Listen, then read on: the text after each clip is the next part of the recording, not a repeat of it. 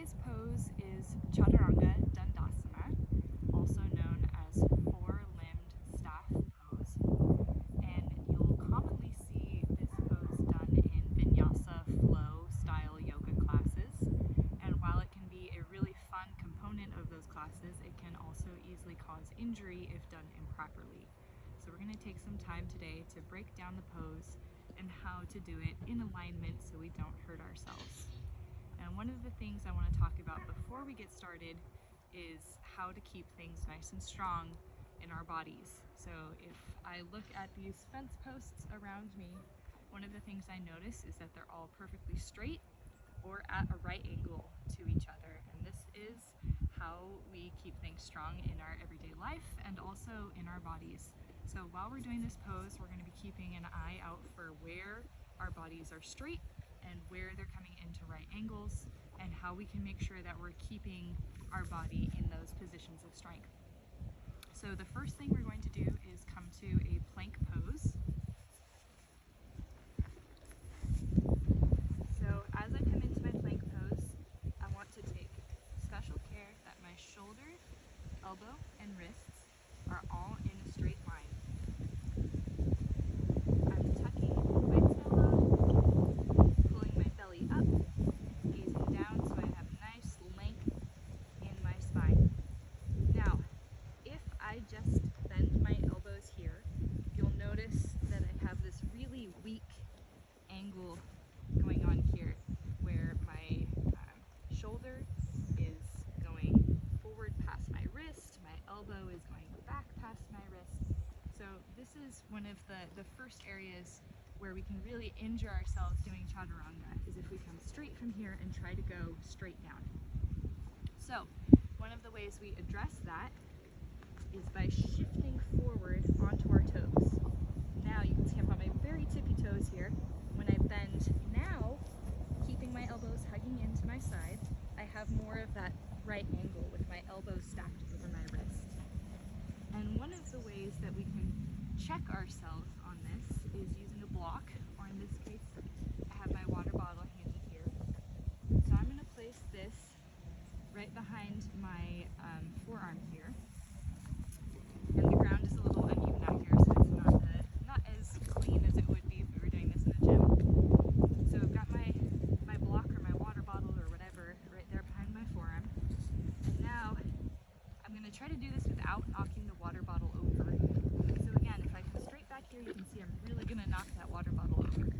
Whereas if I tip forward onto my tippy toes and then bend, now I can do the pose correctly.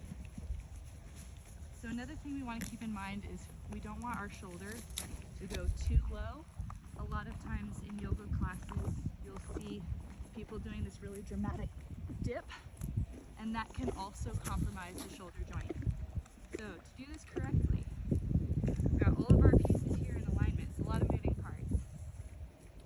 We're starting in plank, keeping that nice, strong, straight alignment through our spine, through our arms.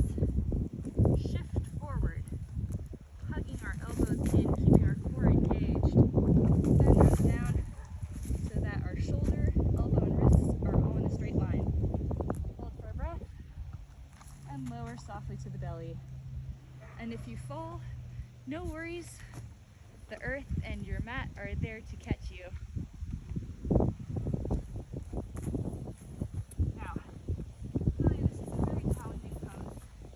So there are a few things we can do to help make it more accessible, or conversely, if you're an old hat at Chaturanga and you want a bit more fire, there are things we can do to make it even more challenging.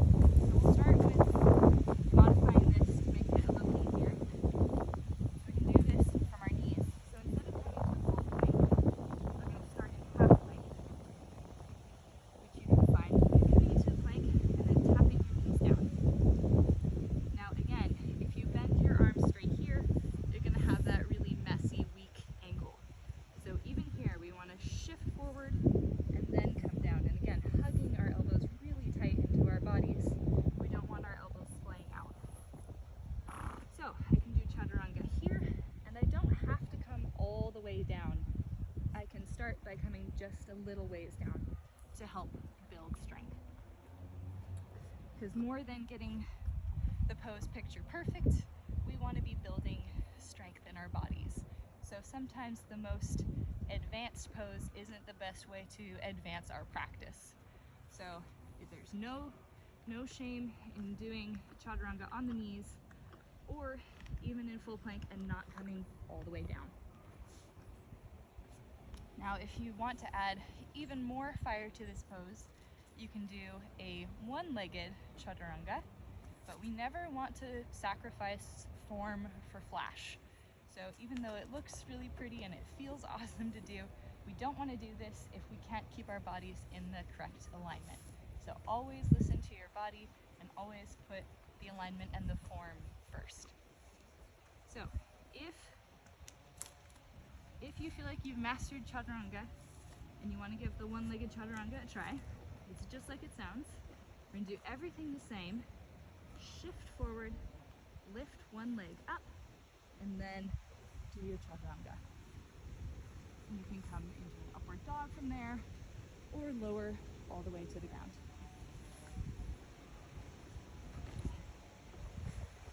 And that is how we do Chaturanga. I hope this helps you feel more empowered in your practice and in your body.